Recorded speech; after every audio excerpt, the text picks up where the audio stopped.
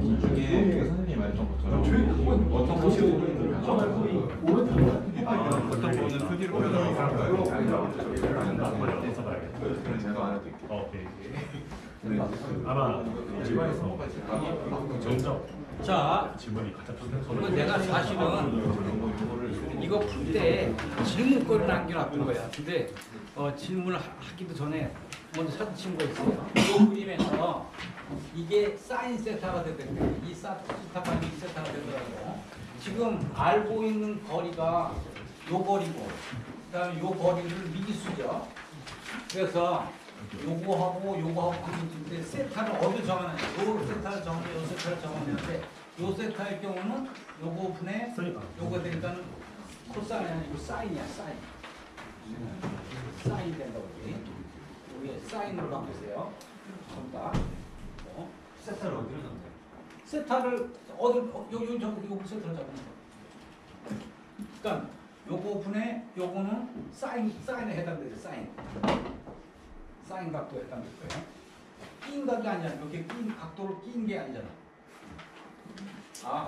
근데 요거 움직이니까 세타는 2f에 사인, 요게 사인 값이 돼야 돼. 사인 값. 그래야지 30도가 나오지. 응? 2분의 1이 돼야 되니까. 이게 사인 값이에요. 사인도 바꿨어요. 이거 나머지 다 똑같아요. 상하함수 값만 내가 이거 의도적으로 코사인과 사인을 일부러 바꿔놨던 것 같은데 기억에는 이게 헷갈렸어요.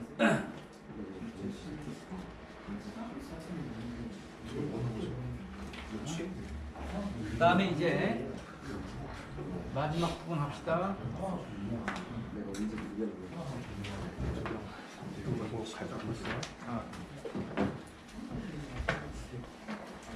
자, 이제 그 같은 내용들을 다수 개의 집중 하중에 대해서 정리한 내용이 됩니다. 세 개의 하중이 문제도 나왔었죠. 세 개의 하중이 그림과 같이 정리가 되고 그 다음에 그것에 SFD하고 BMD로 보는 거예요. 이게 SFD고 이게 BM입니다. 위에 있는 값들은 전부 다 P입니다. 집중 하중은. 그가 등거리 간격이 있어요. 그때는 이와 같은 그림이 된다는 거. 아까 문제에서 또 봤었죠. 그리고 그 값을 구하는 거는 3분의 1에서는 2분의 3p F에 5분의 1에서는 그 다음에 뭐 5분의 1에서의 모멘트는 그 2분의 3p에다가 8의 1이 여기요. 5분의 1만 곱해가지고 이렇게 구하는 거예요.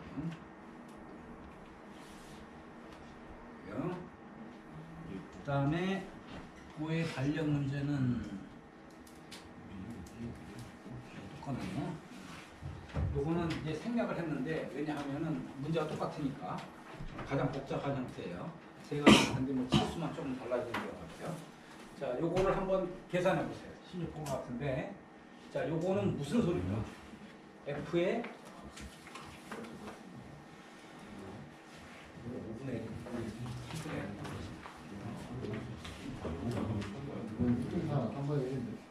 3분의 1. 3분의 이 뜻을 알아야 돼요. F의 3분의 1 하면은 3분의 L인 위치에서의 전단력이라는 거예요. 전단력. 3분의 L인 위치에서의 전단력. 이라는 얘기가 되고 이게 3분의 1이야, 5분의 1. 여기 하여튼 여기까지. 5분의 1. 5분의 1이면 이 뒤는 지우고 생각해. 그러면 여기에서의 전단력 자체가 여기에서 전단력 값이죠. 구하면 돼요.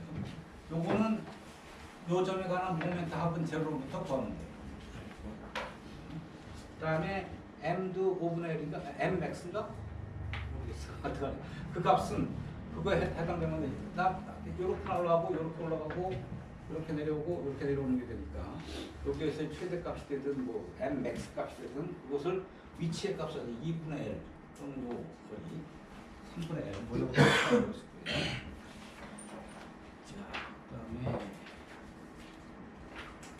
이거 한번 봅시다.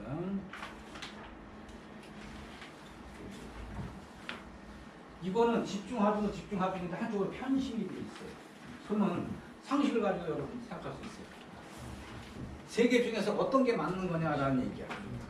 자, 그러면은 RA하고 RB 중에 제일 부담되는 놈은 RA다 라는 거 나오고, 그 다음에 집중하중이 있는 위치에서 최대인 모멘트 값이 나와야 된다 라고 한다면 이거 아니죠. 이건 최소가 됐으니까 최대. 이거는 곡선이니까 집중하중이 아니고 등분포하중의 경우죠. 또는 경우에 따라서는 변분포하중도 될 수가 있죠. 그래서 첫 번째 게 다르다.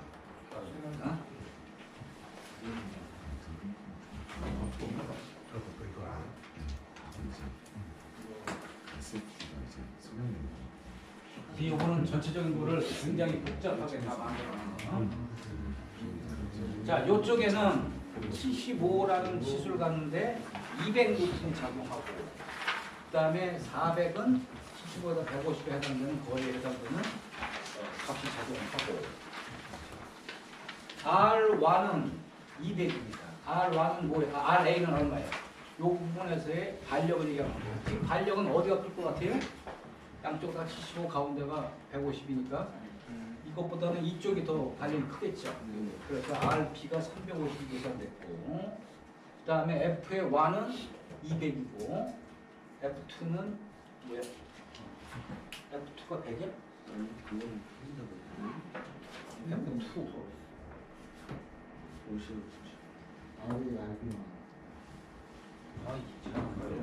RARB는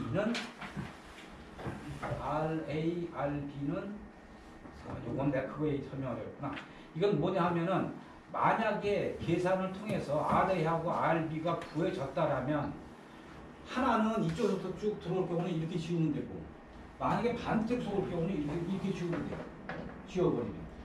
그러면 요 구간에서의 반력 같은 거 구할 때 구할 수가 있어요. 자, RA는 200, 그 다음에 RB는 350, 그 다음에 F1은 200. 이거 F2가 왜 100이야? 답이 아니고 이게 잘못 쓴 거구만. 그러니까 잘못 쓴 거. 그것도 구하는 내용이 돼요. 여기서 구하는 값은 요게 정답이 되고. 오케이. F1과 F2는 어디? F1과 F2는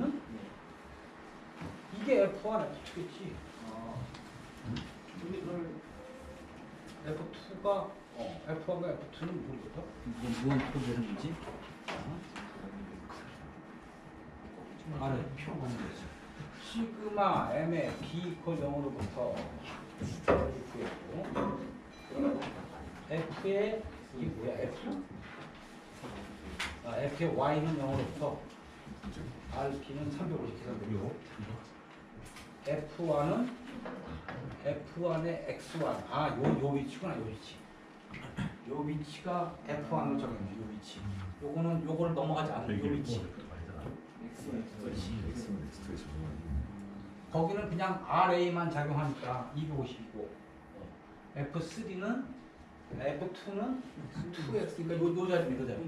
그 자리는 요거에서 요거까지만 계산하면 되는 거니까.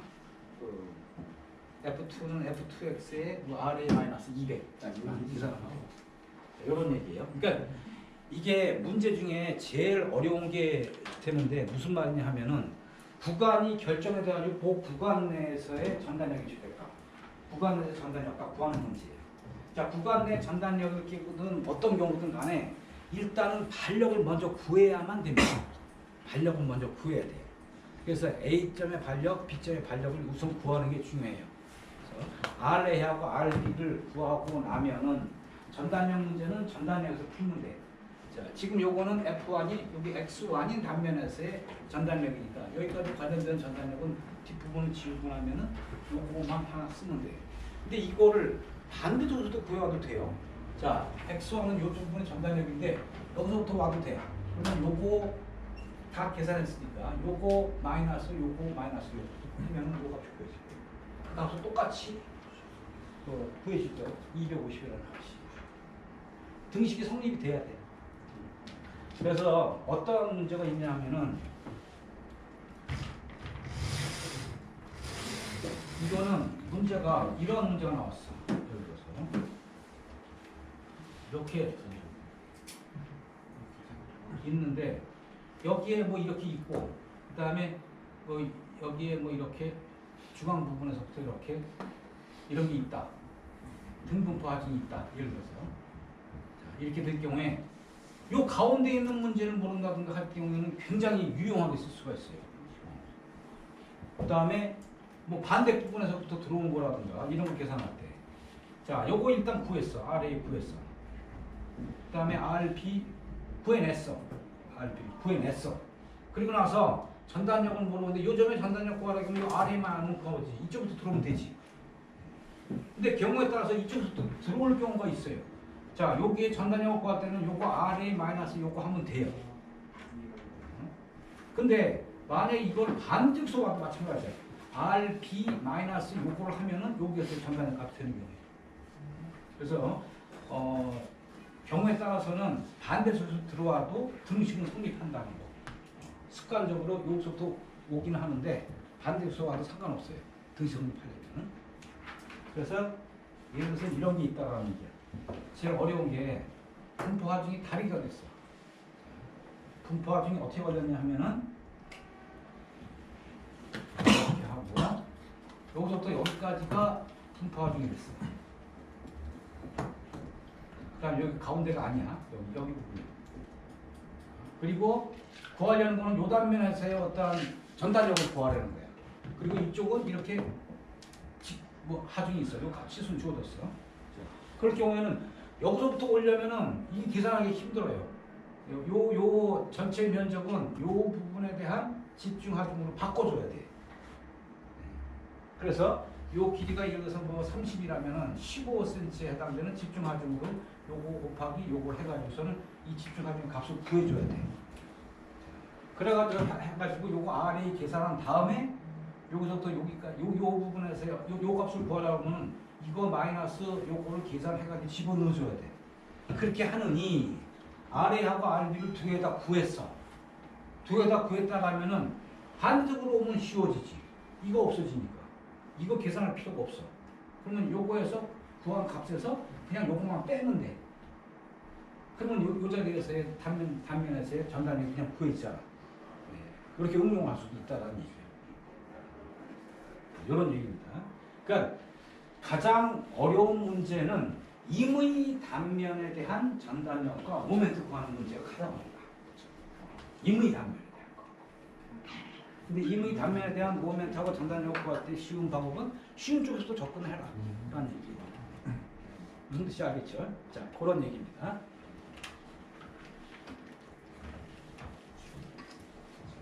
F1하고 F2는 단면에서요. 이게 제일 쉬운 거는 그냥 반력 구하는 거예요. 지점이 반력점일 때. 그 다음에 특수한 점, 중앙 부분이라든가 아니면 무슨 뭐 어떤 하중이 걸렸다가 하중이 있는 부분이라든가 이런 데 반력 구하는 거. 그 두 번째. 그 다음에 임의 단면, 그 중앙, 중심 부분, 하중과 반력하고 사이 이런 데서 문제 구하는 거. 이게 사실은 응용에 있어서는 제일 어려운 부분이 됩니다.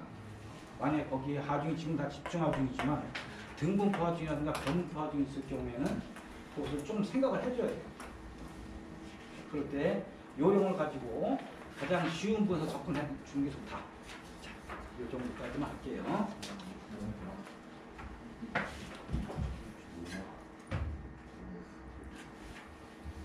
끝인가? 마지막 문제. 자, 마지막 문제는 여러분들이 스스로 한번 해보세요. 그림과 같이 집중 하중이 집중 요청을 받고 있는 함수 분포에서 단면적과 공률 모멘트의 순도를 값을 구하라라는 얘기입니다. 가장 좋은 거는 SFD하고 BMD를 그릴 줄 아는 게 제일 좋아요.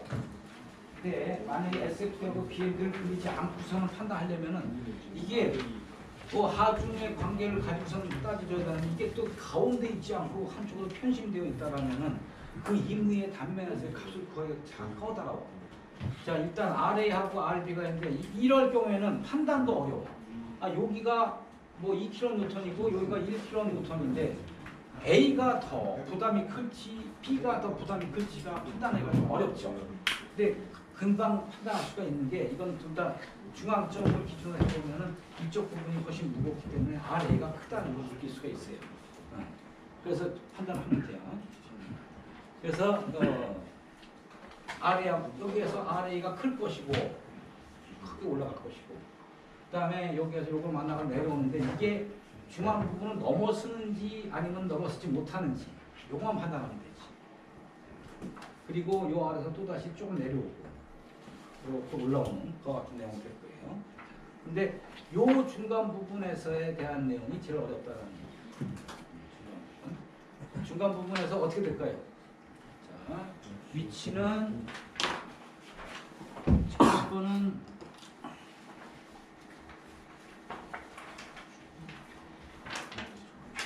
2kN이고 400이고 300이 됐어요. 그 다음에 1kN이고 끝이 500이에요. 앞이 700이고 뒤가 600인데 지금 문제가 응용을 해가지고 어떤 문제가 나오냐면 1200이 돼요. L 이퀄 600인 위치에서의 전단력을 구하라 라고 나왔죠. 문제가 L 이퀄 600인 부분. 그러면 일단 600을 구하려면은 왼쪽에서 들어오든 오른쪽으로부터 나가든 둘 다 RA는 일단 구해야 되죠. RA, RB는. 자, RA 구하는 방법은 시그마 M의 B점에 관한 모멘트합은 0으로부터 해서 구해요. 그리고서 RA 곱하기 전체 길이 1200은 같은 항 각쪽으로 몰아라. 200 곱하기 800. 그 다음에 2 곱하기 800. 그 다음에 1 곱하기 500을 합한 것 같다. 또부터 RA 구하고 그거를 시그마 FI는 0으로부터 2 더하기 1 마이너스 구한 RA는 RP다. 그래서 값이 구해져요. 지금 구하라는 것을 최종적으로 지금 문제를 바꿔서 M에 600인 위치야. 600인 위치. 그 600인 위치를 딱 잡아가지고 그 뒷부분이나 앞부분을 한 날려버리면 돼. 일단은 양쪽이 다 똑같은 개념이니까 600인 위치인데 왼쪽으로 돌아도 돼요. 오른쪽 나가도 되고. 자, 왼쪽으로 들어오는 걸로 합시다. 그러면 RA 구했더니 RA가 1750이네. 1750. 자, 1750을 구했어. 자, 1750을 구했으니까 RP도 구하면 돼요. 3에서 1750을 빼면 돼. 그런데 이 중앙 부분에서의 모멘트를 구하라 했으니까 요거는 1750 곱하기 600. 그 다음에 마이너스 400 곱하기 600이 되면 100인가? 100. 200인가? 이렇게 돼야 되겠지. 이렇게 해가지고 가장 쉬운 쪽으로부터 접근해서 들어오는 것이 가장 편하다라는 얘기입니다. 자, 시그마 M의 B는 0으로부터 RA의 L 곱하기 P1 P. 요거는 익스플리식 방식으로 쓴 거예요. 익스플리식 방식은 플러스 얼마 같이 포함되는 식. 여러분한테 문제 풀 때 좋은 방법은 같은 항을 각쪽으로 몰아 그랬어. 자, 그러면 요거 기준으로 했을 때 요놈은 이렇게 돌리고 이건 이렇게 돌리니까 요거 두 개는 오른쪽 항으로 몰아버리면 돼.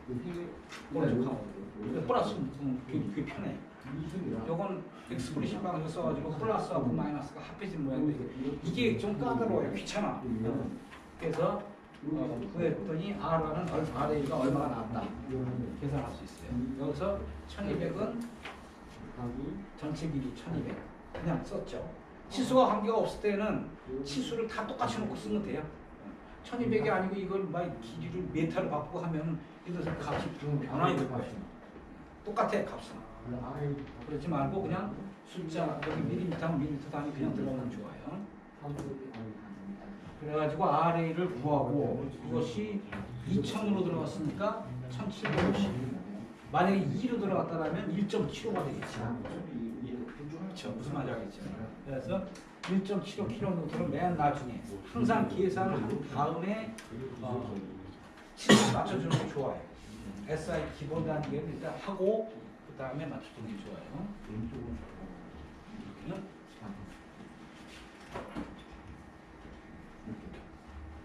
그 다음에 F의 Y는 0으로부터 F의 Y 방향의 전단력은 0으로부터 그거로부터 RP를 구해요.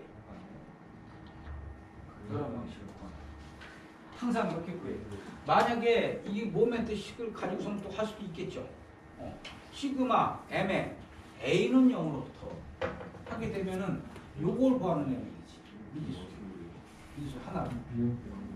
요거 곱하기 요거는 이렇게 돌리고 반시계를 돌리고 요거는 시계를 돌리지. 그럼 시계 돌리는 같은 합을 몰고 계산하면 되죠. 그렇게 할 수 있지만 그거보다 더 쉬운 식이 있잖아. 전단력의 합은 0이다. 그로부터 그냥 바로 구한다라는 얘기.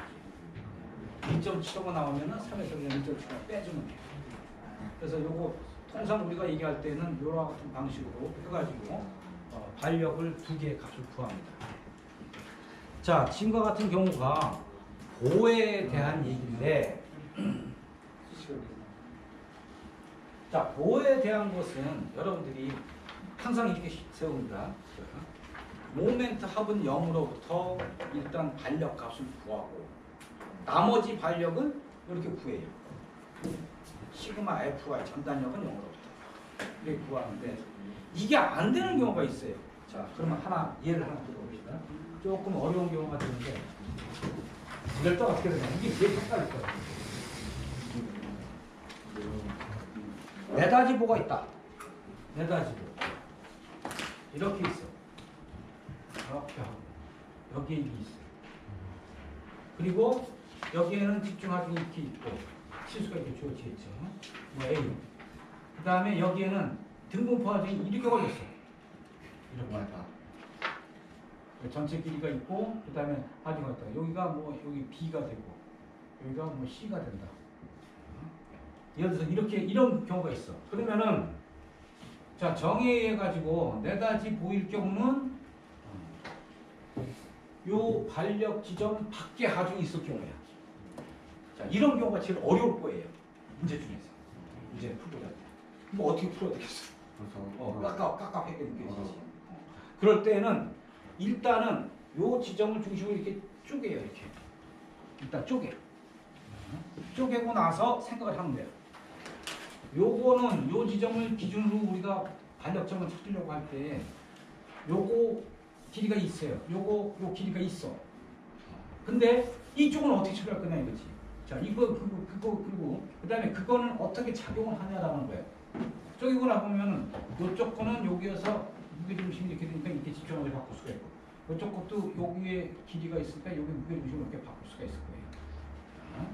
자, 그리고 나서 요거 기준으로 생각해. 요거 곱하기 여기까지 거리, 요거 곱하기 여기까지 거리까지 주고, 그 다음에 요 놈은 여기 집중하중 곱하기 요 거리, 요 놈은 집중하중 곱하기 요 거리인데 방향이 반대지. 요쪽 놈은 이렇게 작용을 하고, 요쪽 놈은 이렇게 작용하고. 그래서 이런 경우가 제일 어려울 거예요. 문제 중에서. 시그마 R에 B를 적용을 해줘야 되는데 거기에 걸쳐가지고서는 뭐 등분포화중이 있다고 해줄 때 이거를 바꿔주게 되면 이런 경우가 되죠. 지금 좀 전에 얘기했던 등분포 하중은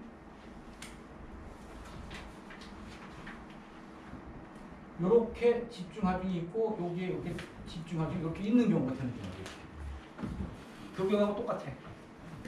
자, 등분포 하중의 크기는 하중의 총량을 어떻게 구하냐면 요거 곱하기 요거야.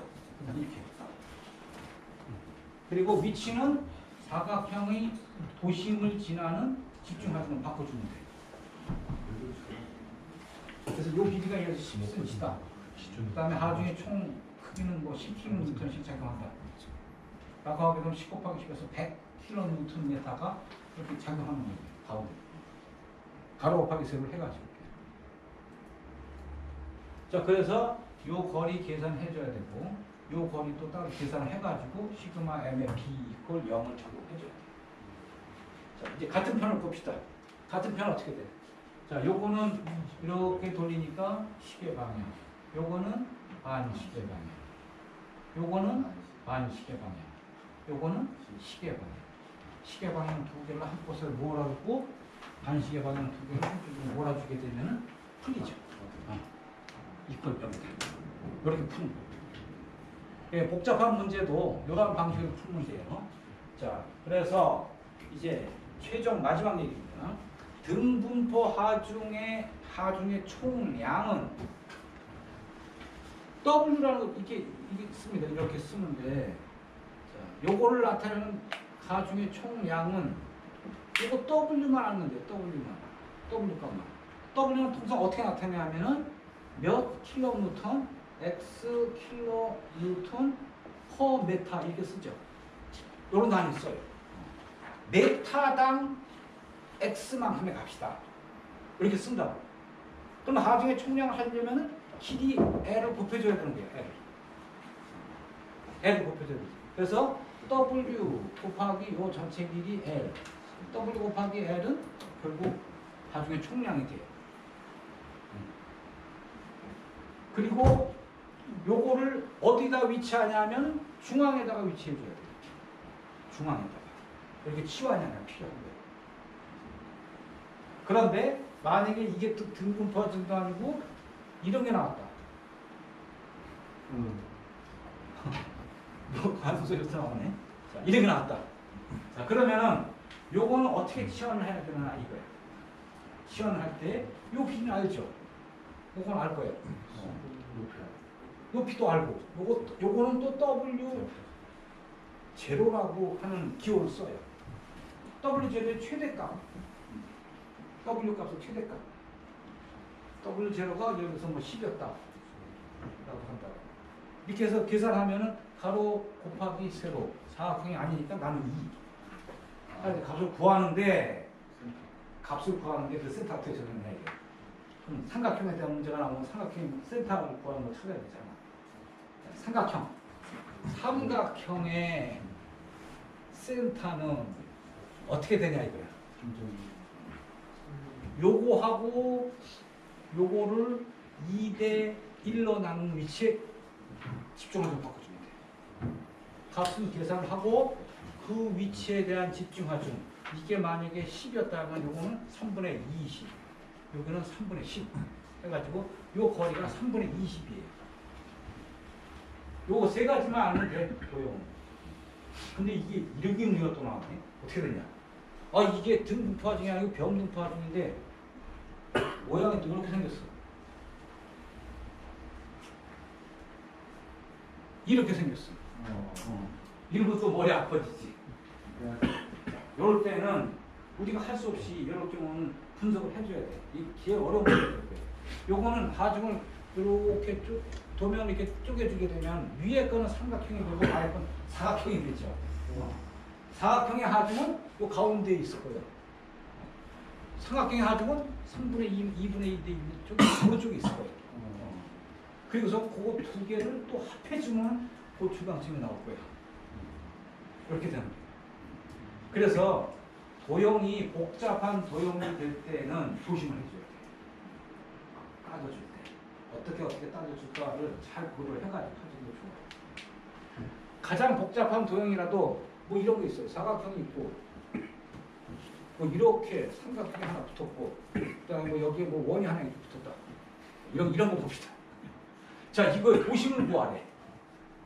도심의 X좌표를 구하래. 일단 머리로 먼저 생각하기 전에 생각으로 구해봐요. 생각으로 어떻게 구하면 될까? 우선적으로는 삼각형하고 사각형의 도심 위치를 찾아봐요. 자, 여기는 여기 있고 이렇게 작용하는데 요거는 요 가운데 있을 거예요. 이렇게. 그러면 요거하고 요거를 이어주는 요 선상에 어딘가에 있어야 돼. 그런데 이 부분이 더 크니까 이쪽 부분에 있을 거예요. 이쪽. 그 다음에 요거하고 요런 거하고 합해야 되니까 요거하고 요건데 요건 도심이 여기 있어. 요건 도심이 두 개 합한 거는 여기 있고 요거하고 요거를 이어주는 요 선상 어딘가 존재. 그러니까 그렇게 찾는 거예요. 이거 굉장히 복잡한 모델인데 그거의 도심을 찾는 문제부터 어려운 문제가 되는 거지.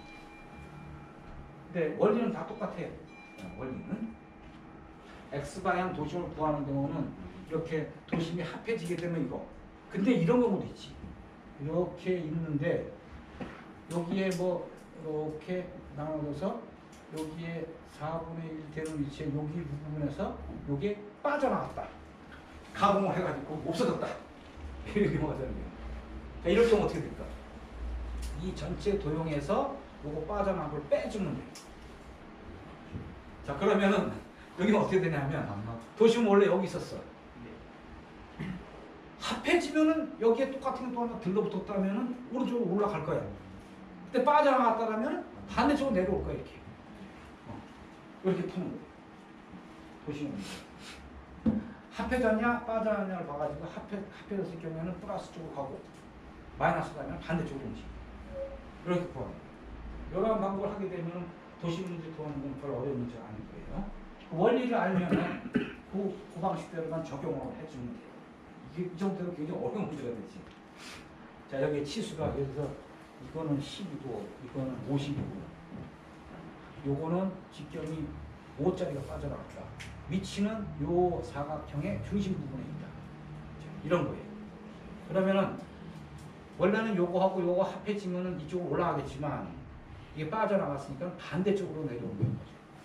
그다음에 구체적인 위치는 요 전체 10 곱하기 50으로는 10 곱하기 50짜리 하고 그다음에 빠져나갈 때는 빼는 것도 이것도 마이너스를 빼야 돼. 이거 4분의 파이에 요거 5의 제곱 이런 값이 될 거예요. A1, A2야. 합해졌을 때는 플러스로 합하지만 빠져나갔을 때는 마이너스를 빼면 돼. 자, 요거 분의 A1에 10 곱하기 50짜리는 위치가 5에 있다. X 좌표 값은 5지. 그지? 여기에서 빠져나간 놈은 4분의 파이 B제곱, 5의 제곱은 요 위치가 어떤 위치예요? 요 길이에다가 요만큼 합하는 거지.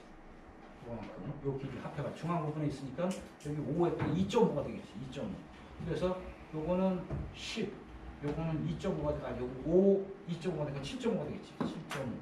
7.5만큼 빠져나갔다. 이렇게 계산하면 돼요. 이러면은 요 도형에서 여기에 빠져나간 것의 x 바값을 구할 수가 있다. 저는 원리만 알면은 합해지면 더해주고 빠져나가면 빼주고. 그래서 처음에 얘기했던 거 이렇게 사각형이 있고 이게 사각형이 있다 라면은 요거의 도심구하고 요거의 도심구에서 요 선상 어딘가 있을 것이다. 감각을 찾는 게 중요해. x 좌표값은 복합도형의 경우에는 커져서 커질까 작아질까 처음에 비해서.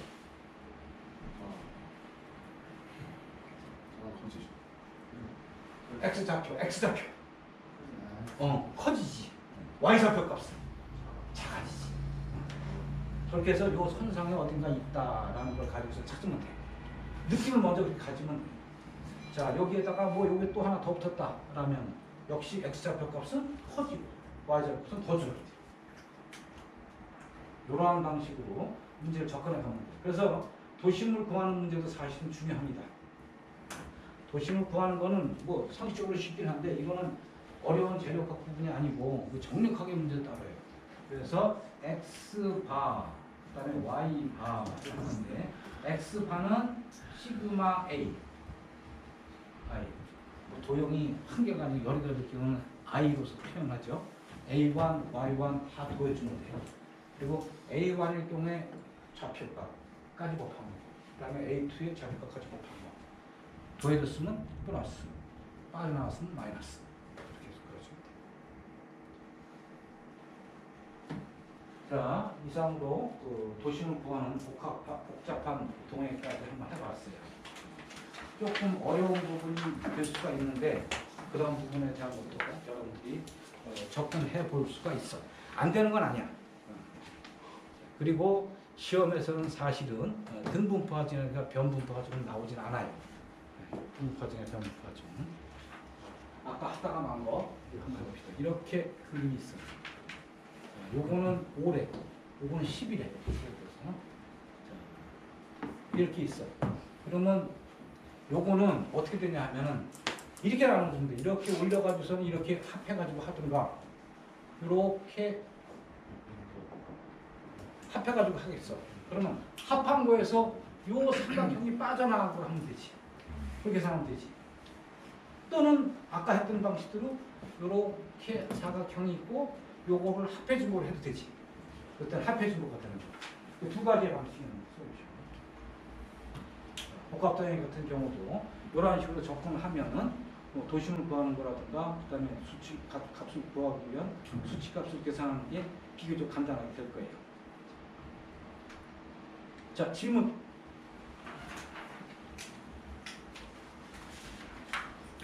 다음 주에 이걸 하려고 했는데 뭐 계획에 의해 가지고 다음 거는 여러분 두 번째로 올라가는 그 내용이 아마 될 거예요. 거기에다가는 1차원적인 거, 2차원적이고 3차원적인 거를 포함하는 뭐 힘을 구하는 문제라든가 이런 것들이 같이 포함이 돼요. 좀 전에 설명했던 이와 같은 균등하지 않은 그런 분포에 대한 것도 포함이 됩니다. 그 같은 형태로서 내가 기사책을 만들고 나서 기사책에서 기사 문제로 나왔던 거를 중점적으로 해가지고 문제를 만들었으니까 그 문제들을 보면서 다음 주는 진행합시다. 질문하세요. 이 학생 없었네.